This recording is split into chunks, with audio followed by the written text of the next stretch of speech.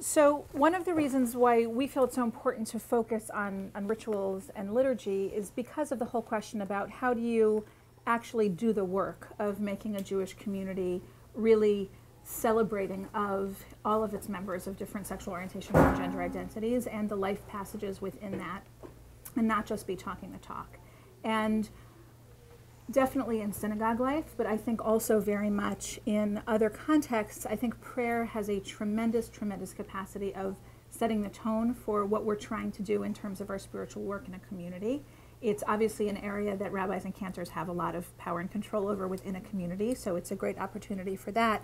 And it's a way for us to say, these values that we talk about are actually important enough to us that we want to incorporate that in the way that we communicate with God, in the way that we join together as a community in our most intimate spiritual moments and in our most in our widest spiritual moments of community. And there are many ways of doing that within the liturgy of our communities, and that's true for synagogues, it's true for day schools if you have davening as part of the day school experience, it's true in chaplaincy settings when you have prayer experiences with people, to think about the words that we use, the language that we use to communicate with the people in our communities, the words that we use to communicate with God can actually have a lot to say about our conception of the divine, our conception of community, and how we define many essential Jewish concepts like family, like our relationship with God.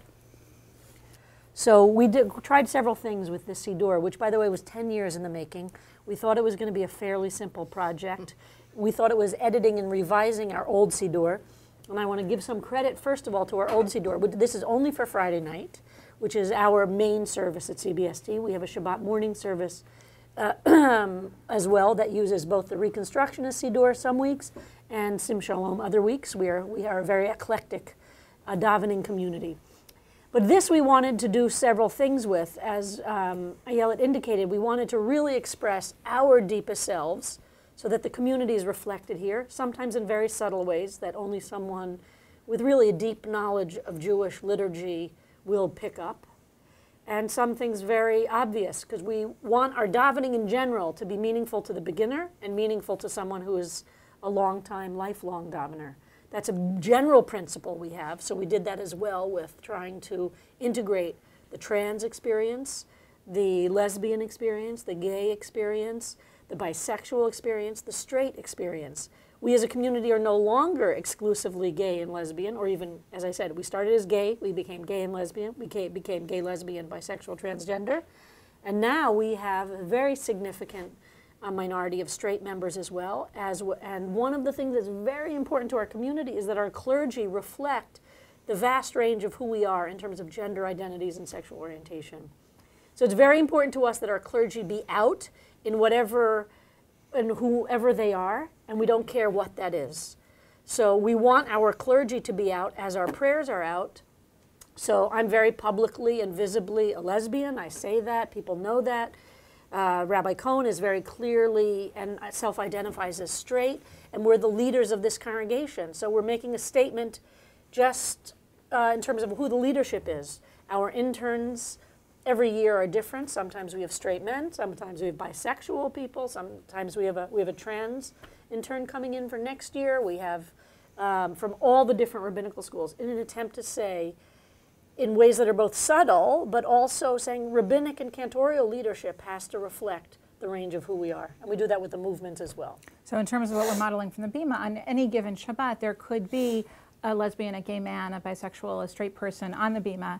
And so both for the adults and the kids growing up in the community, they are seeing that it's possible for all of these people to be religious leaders and to be proud in whoever they are. And so the kids that are growing up here are growing up with this awareness of the great diversity that makes up who we are as families within the synagogue, but also who their possibilities. And I'm sure people have seen this in terms of the changing awareness of what it means for kids to grow up in a world where there are women on the Bima.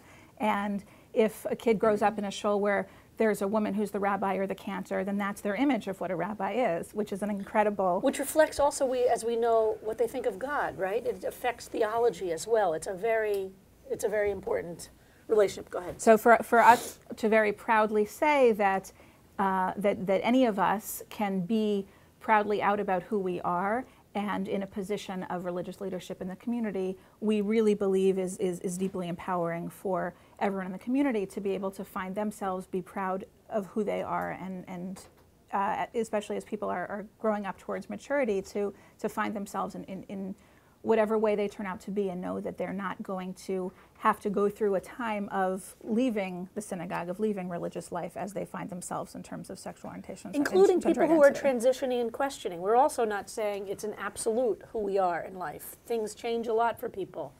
And we've had interns actually start out in the year they're here, starting out in a relationship with a woman, ending up the year in a relationship with a man. And we have there's no judgment to it. It's saying this is the reality of human sexuality and existence. And we want the children and the adults in our community to see that from the Bima. So let's look a little bit at the Siddur. Yeah. So this Siddur, as Sharon said, is something that came out of the community. When Cbst was founded, as Rabbi Kleinman mentioned this morning, it was the only place in New York and on the entire East Coast, and one of two places in the country, where it was possible to be openly gay and Jewish at the same time. And so it had to do a very difficult job of being something for everybody. And its members from the beginning really came from every Jewish journey you can imagine. So people who grew up in all of the various movements, people who grew up with very frum backgrounds, people who grew up in classical reform backgrounds, people who were absolutely new to Judaism were coming together to daven on Friday night. So the community put together a Siddur which had in it the tools to daven a very traditional Friday night service or a much more English alternative Friday night service, and was structured in that way. I really do encourage people, if you're able to get a copy of the Siddur. The handout and is if you're not, if the $18 makes it impossible, Tell speak us. to us and we'll make sure you get a Siddur. We want everybody to leave with one, and we're eager for you to be able to have this on your shelf as a resource in your lives as religious leaders. So the handout are particular things that we picked out from the Siddur, but there are a couple of things that we'll highlight. There's a beautiful introduction that Rabbi Kleinbaum wrote that goes through the history of liturgy at Cbst and some of the big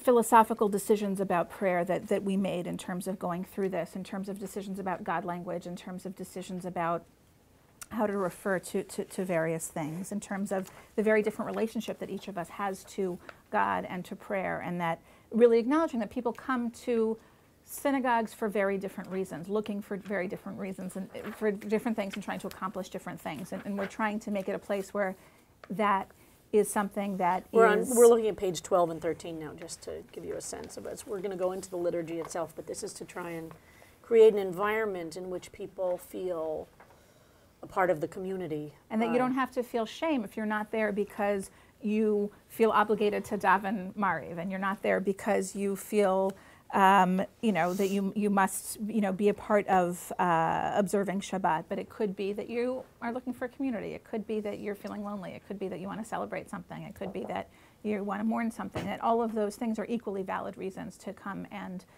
join with other people to be in a spiritual experience for Shabbat. So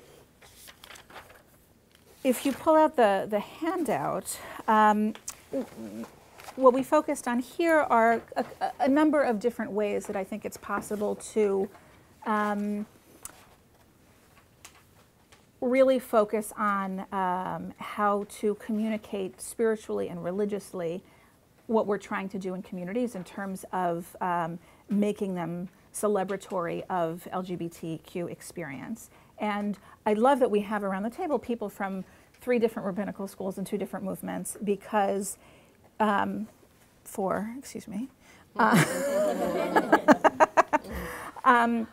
because each of us in our personal lives, in terms of our relationship to liturgy and to halakha, and in terms of the communities that we find ourselves in, are going to feel a different freedom to access and transform the liturgy in different ways, and it also depends on the context. For some of us, study is a context where we feel much more free to make a lot more changes. For some of us, prayer is that place. And so there are a lot of different options that we've drawn on here that we wanted to plant in your minds as ways of thinking about how to go about this process. The first page on the handout is page 28 of our Siddur, which is the first liturgical piece in a siddur. So this is after the introduction, the table of context. The contents, the first thing you see is matovu, which many siddurim begin with, more commonly, of course, in terms of morning liturgy. But because Friday night is the major service in the life of our shul, there are a lot of elements that have originated in Shabbat morning that have migrated over to Friday night, which is very common in Reform worship as well. And this is a text that is obviously very, very well known. So the idea of starting with something that is, there's no such thing as totally a common denominator in a Jewish community, because everyone knows different things, and some people have, more background than others. But this is a text that is kind of automatically something we'd expect to see at the beginning of a siddur, but we wanted to highlight primarily in the note that's below the line why it makes sense for us to begin our siddur with this text. The only change in terms of the actual liturgy that's been made is if you look at the first line is exactly the source line that you might be familiar with, Matzovu Ohalecha Yaakov Mishkanotecha Yisrael. And the second line is a repetition of that first line with the two of the matriarchs, with Leah and Rachel. So it's, this is an example of changing liturgy by adding. So adding a second line that includes imahot, and but it means for us to do this even more than just to kind of by rote include the matriarch. It was very important to us that on the very first page of the Siddur, we're saying the words that people will be looking for to see whether or not they're included. And it's not that we read this out loud often, but it's there for people to see, and to see those words. And this is what I referred to earlier, the importance of having visibility in ways that you're not always pointing it out, but people will see themselves reflected. That's true in the brochures of synagogue life, as well as the kind of posters that are around the room. So for instance, we have a poster here that an organization, Children of Lesbians and Gays Everywhere, Collage. So these are kids, we don't know if they're gay or straight, but their parents are gay, and they've organized an organization called Collage. And this poster is up here in the kids' room. Right, this is the room where we have all the kids programming as well, that says, can you tell whose parents are gay? Why does it matter? Respect all families, racially diverse, all different looking. The same thing with a poster up here, and we have posters here, families of our kids, to show all the different races. And this is not, we don't point this out all the time. You don't have to say, look, over here, this poster says, can you tell whose parents are gay? And it means somebody can walk by and just see it. We have that sign outside, equal rights for transgender New Yorkers, very close to the door of the building, so that when anybody walks in who's thinking about trans issues for themselves or for a loved one, or they see right away, nobody has to say to them, all are welcome. We just make sure the people who we think might feel anxiety see some part of themselves reflected in all different aspects, physically reflected, either in posters, in language. And here on the very first page of the Siddur, we use a word like bisexual and transgender. And we are taking and we're also teaching a drash here on Bilam. What does it mean for people who have felt cursed to actually experience blessing? And Bilam is an important character in our Jewish tradition of what it means to move from blessing to, from curses to blessing. So that's an example of what I meant that I said before, is that these things are just built in. It's not like we have a Shabbat that says these words. It's just integrated, and we don't make a big deal about it. It's in our Siddur. And I think part of it, exactly what you're saying, it's so important to have these images and to have these things out there, is because I think so many people experience themselves as having been written out of these texts and not seeing their experiences reflected in these texts for a myriad of reasons. And similarly, in terms of kids' education, and Melissa's going to be talking about this later, the vast, vast, vast majority of any book you pick up to read to a child is going to show a heterosexual, white, nuclear family. And so we feel like it's the least we can do to make sure that our kids grow up seeing their own families depicted as equally essential to the Jewish story as these books they're going to pick up at a Judaica store, which are not going to look anything like their homes. And what we know to be the rule here is becoming more and more prevalent everywhere in straight synagogues all over the country, it is not to be assumed that everyone is growing up in a heterosexual, two-parent, white Jewish family. And it is extremely meaningful to both the adults and the children and those families to see that their families can be represented in our Jewish books, in our Jewish symbols, in our Jewish places. We have, by the way, a pile of books outside, kids' books, for you to look through, not to take, but to see. We have a whole library back here of kids' books, but we pulled out books that have different looking kinds of families that we want to make sure are just a part of the fabric of the life of our library and of our programming and of our community, just as in the background. Do people have questions or comments at this point? Should we, I don't know what we should do in terms of. No, let's keep going. Let's one other way that we do it in the Siddur, which I'm not going to point out thoroughly now. Ayala's going to do a little bit more on liturgy, is that we chose poetry throughout the Siddur that has been written by people who are either trans or lesbians or gay men. So this you'll see less in the handout, but in the actual Siddur. So it's another way to say these voices are now part of our. We have Walt Whitman, who was obviously gay. We have Adrienne Rich, who's a lesbian Jewish poet. Tony Kushner, Stephen Sondheim. So and many members of our congregation as well. Wrote pieces. The piece that we read this morning in Shachrit by David Harrison, who is a trans man in our community, wrote that piece about body and image, and we all think we're not perfect. So that people in the community see also authors. We're not just picking from authors who are only speaking from a white, Jewish, male, straight perspective. And people will see those names and immediately resonate. Or Muriel Rukeyser, who is a lesbian, or a huge range of... So alongside names that we might be more used to seeing in terms of the contemporary poetry that's now popular to include in Siddurim. So we work alongside, very hard. You know, Chaim Nachman Bialik and Yehuda Amichai and Leah Goldberg, and usually Leah Goldberg is the only woman who appears in these Siddurim. We have Adrienne Rich, we have Walt Whitman, we have Tony Kushner, we have many other voices, and what we're saying is these voices deserve to be on the page and deserve to be in the Siddur and have something spiritual to teach us. And we know, just like in the traditional liturgy, not every prayer is going to speak to the heart of every person. The point of a Siddur is to offer a range, to offer basically an anthology of prayer, which is how the Siddur was initially conceived. So that, you know, I mean, I feel like if you're davening and there's one thing in one day that really gets to you, that's a good prayer day. One thing that you really connect to, and when you really feel the presence of God, that is a good prayer day. And so we're trying to give people more options and more inroads into the text, more a wider vocabulary for God. And for some people, that's going to be through the traditional text and kind of getting the permission to really connect to it and to feel like it belongs to them. And for some people, it's going to be through a more contemporary author. Okay, so page 30. You want to go over and do Hine Yes. Matov? What we did with Hine Matov? So here's Hine Matov, which is, you know, always used as how wonderful it is to all be together. It's kind of the classic text of inclusion. But if you look at the traditional text, it's actually rather narrow from a literal reading. So the line, Hine matov u'manayim shevet achim gam yachad, literally, how good and pleasant it is for brothers to be together.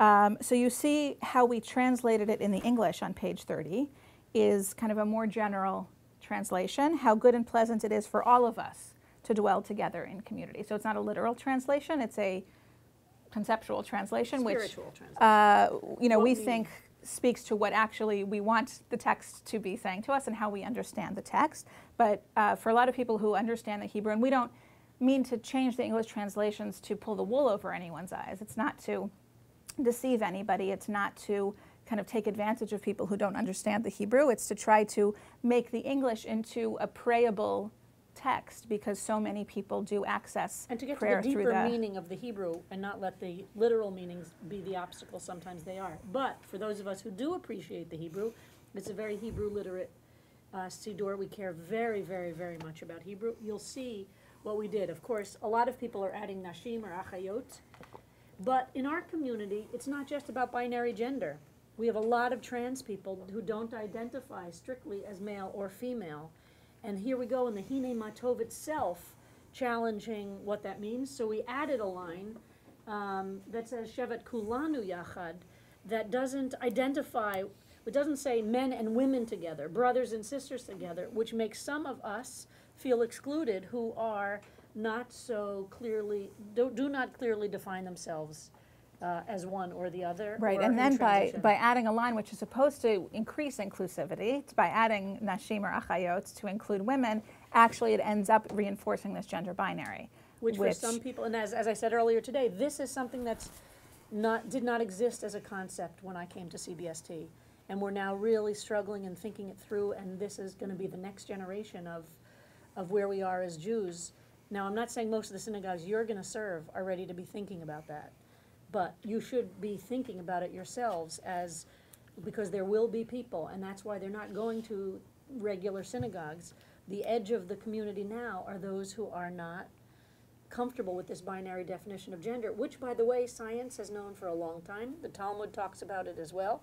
This binary concept of gender is actually a very, very narrow one. So here in this Hine Matov, and again in the reading below, we say this very directly. Now, we never read these readings out loud, actually. They're not part of the prayer. They're part of the Kavanah to help people access the prayer. But in general, the readings below, but you'll know, Right. especially those of you from JTS, you'll notice Ian Chester-Turan has a reading on the bottom of page 30. So another example of a member of the community. We asked, process-wise, we opened up the process to the entire community and asked synagogue members to either contribute a prayer of their own or a prayer or a poem that they found meaningful. And then we sifted through many, many, many. One congregant submitted 30 prayers that he wrote. Was very upset we didn't include them all. That's another story. Don't put that on any tape. That was a very... Some people submitted basically a Xerox of their favorite Siddur and said, do this. Yeah. It was, so that whole process, separate from these issues, was a very interesting one. But you can see, so Ian is in our Siddur for this piece. And the other thing, this text is a great resource to have because it exists both in liturgical life but also in song life of communities. So if you're in a community where you can't necessarily make this change, at least in your first couple of years in a job, in terms of what's happening during services, it might be something you can introduce around the campfire or when kids are, sitting in a circle and singing, where there's a lot more leeway in terms of introducing songs and different kinds of things. And imagine if you are a kid who is of transgender experience or has in their family somebody of transgender experience, how empowering it would be to get to sing this song with the guitar, sitting in a circle, with all of your friends, and actually feel like you are part of the inside. And so this is a place where it might be more comfortable to do something, which is an innovation.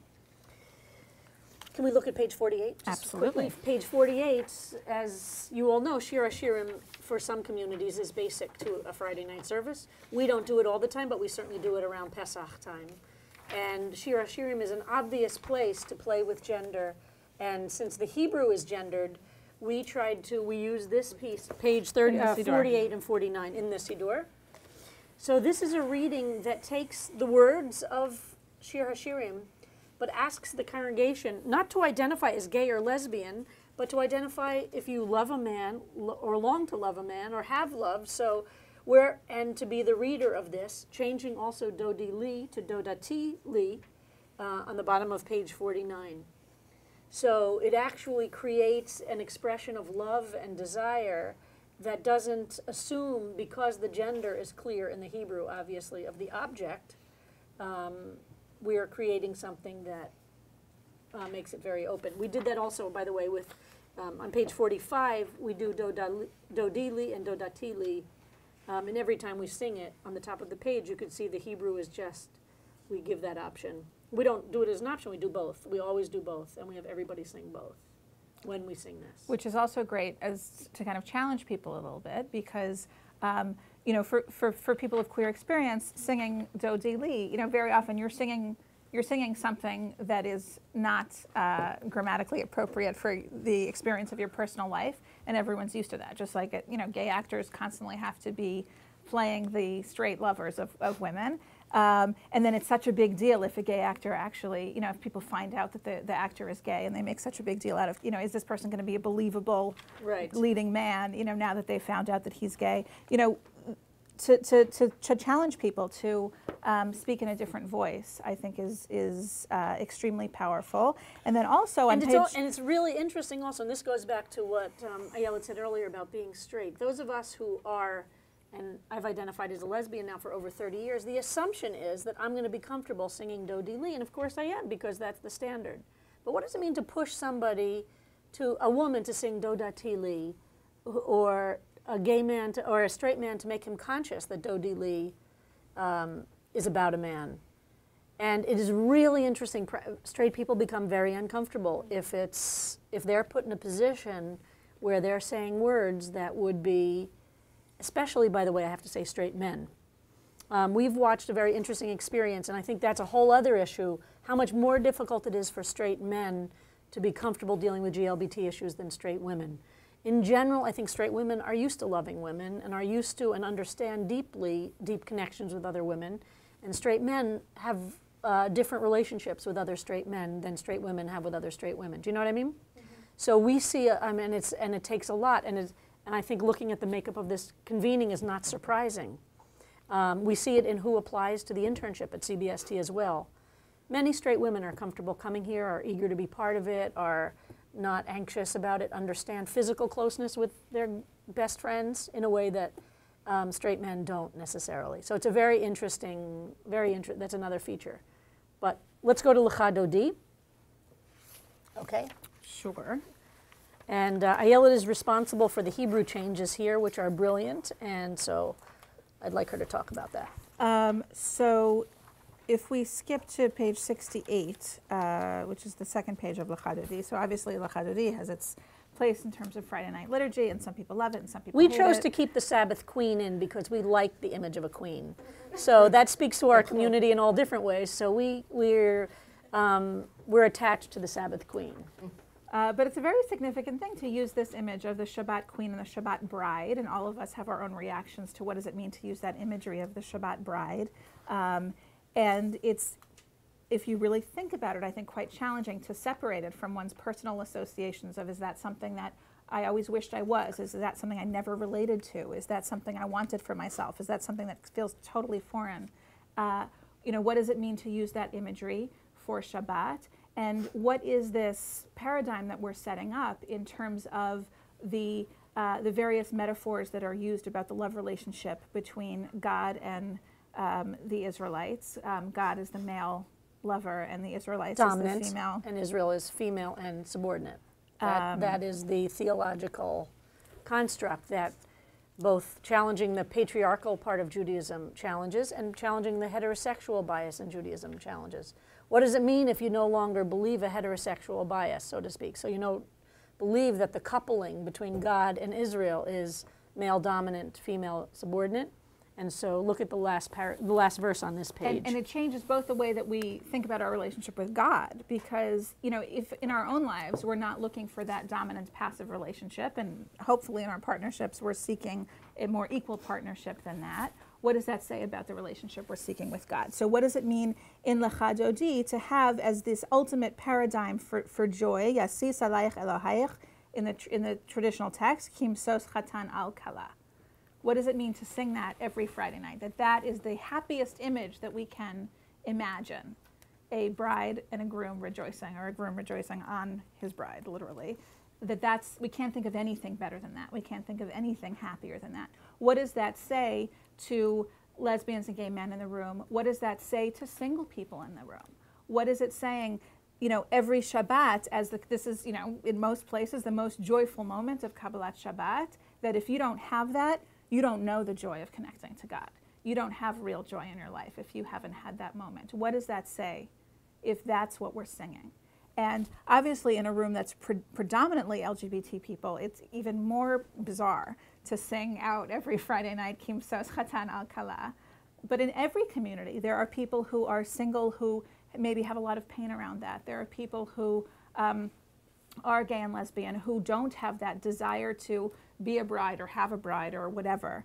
And so the change that we made here, and this was a situation where it was really important for us to make a change that worked with the music, because this is something that needs to be You have to be sung. sensitive. Changes have to So it had to be the fit right syllable-wise. syllables. I mean, that was very, very important, because you can't mess up the singing of Lecha Dodi.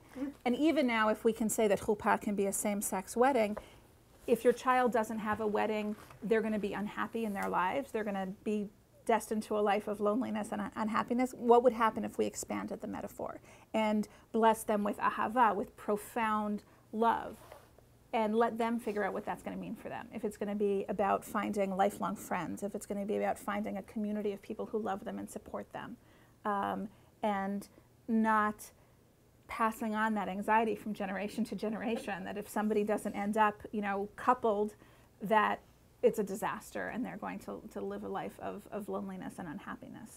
And we see in the gay community profound families of choice that have been created among people who are either alienated from their families of origin or simply are more deeply connected to their families of choice. And they're not necessarily sexual relationships. They're really deep, deep, deep connections. And that's very common in our community, that people's families of choice are not necessarily their romantic or a sexual partner. Could you just point out page 70, the other change to Lecha Dodi? So here's another moment where kind of this relationship between God and Israel is set up as a heterosexual love paradigm. Boi v'shalom ateret ba'ala, traditionally, is the language. And again, is God my husband? Do I need that word? First of all, that word in contemporary Hebrew is deeply problematic, and even in straight egalitarian contemporary Hebrew society, people are going away from Starting that to word not use it. because it implies ownership and control in a way that many of us are not going for in our partnerships, and many more people are using words like ben or bat zug to describe their relationship rather than to use baal for husband.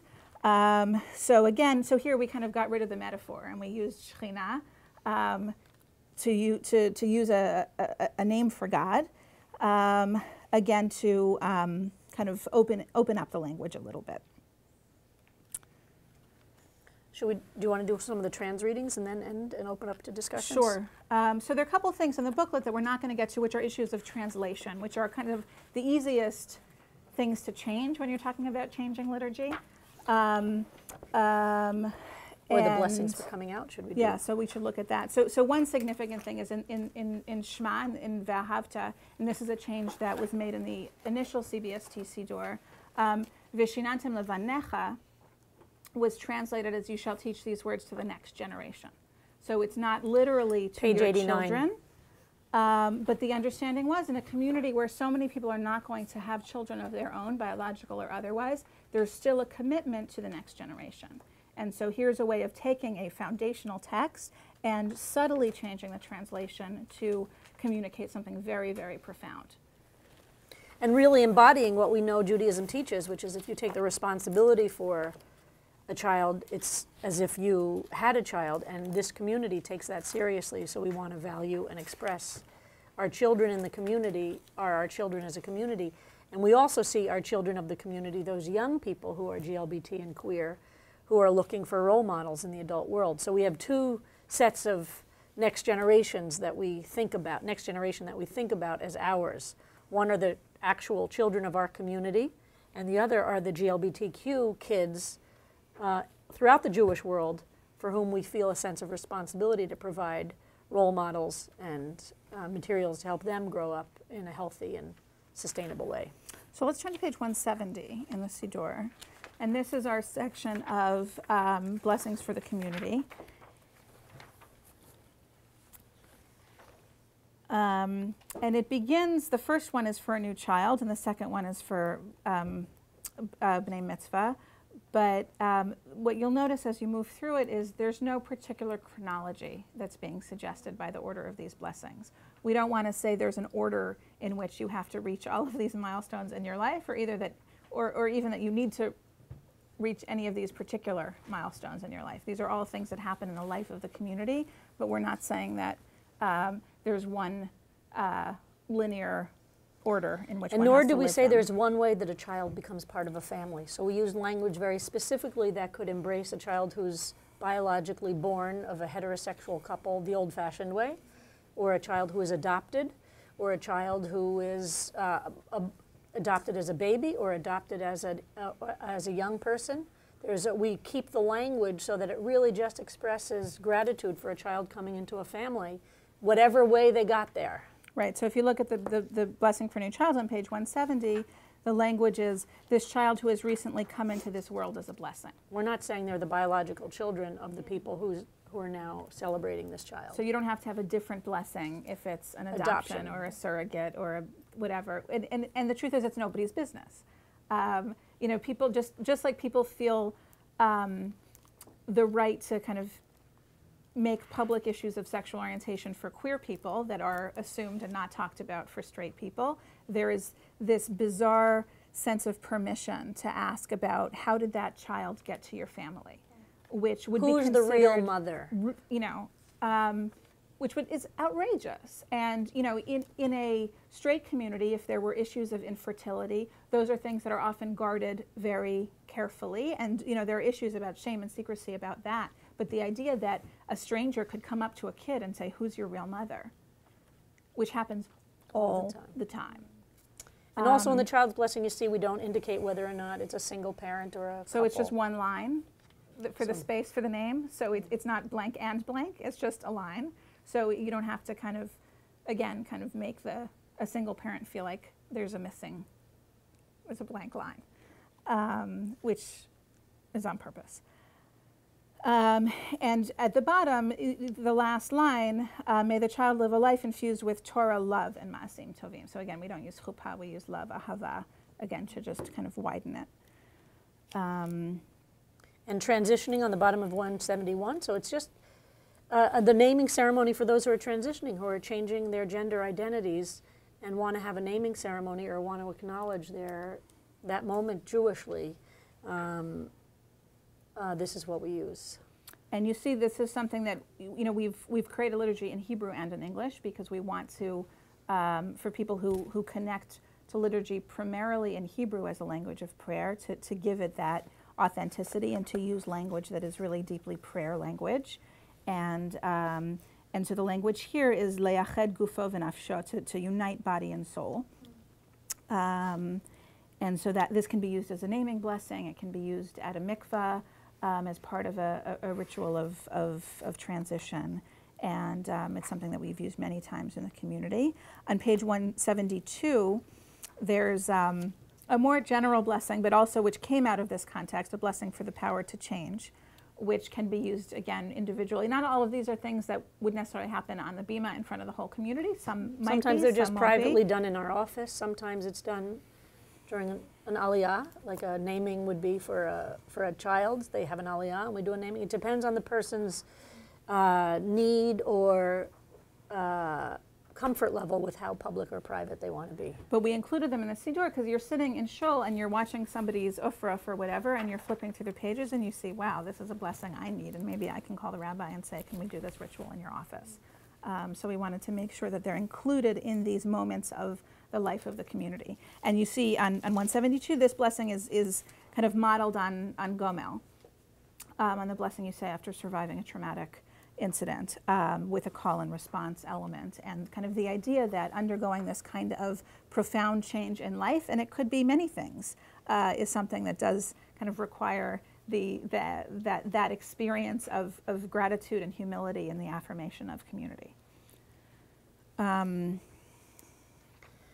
So let's just do just look at the coming out prayer that we have here.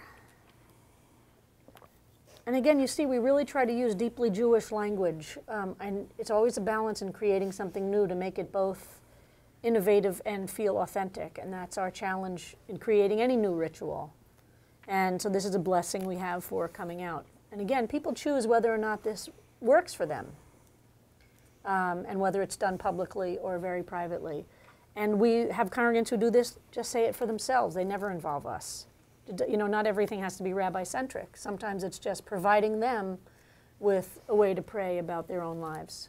Right. So maybe we should stop there. Just Or do you have one more? couple more Okay. quick things. So on 174, we're not going to go into these, but you'll see the blessings for an anniversary and for a chuppah, which work for any couple of any sexual orientation. Yeah.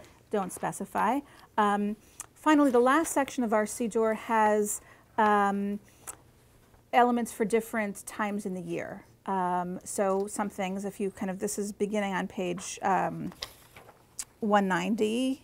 So it goes through Yamim Noraim, kind of an additional reading you might want for the Shabbat of Shabbat Shuvah or on Parshat Noach. So all of these different kinds of things. And included in our annual cycle on page 198 is a prayer for the Transgender Day of Remembrance, which we mark every year in our calendar, which is to mark people who have been murdered because they are not gender conforming in any number of ways. On page 200, And this, as you can see, is written by an HUC rabbinical student who was a rabbinical intern here. On page 200 is our section for AIDS and World AIDS Day. And you'll see it's a combination of things from traditional Jewish texts, from contemporary poets, from songwriters, from members of our community, and accounts of the life in our community. And so throughout the year, we have different things like that. You know, some things you would see in many contemporary synagogues, like readings from Martin Luther King Day. And then we also have a section for LGBT Pride, which is celebrated as a holiday at Cbst, and that begins on page 256. And it's, again, a combination of different traditional and new liturgy. And what's on page 256 is an Al Hanisim, which I wrote for our community for Pride, kind of based on the Al Hanisim prayers that exist for Hanukkah and Purim, and then later for Yom HaAtzmaut. The idea that it's a prayer for a contemporary or a modern or contemporary moment, which is a combination of human action and divine intervention. And so really borrowing from that language to express that celebration and that combination of divine presence in an act that was the result of tremendous human struggle and bravery with the presence of God.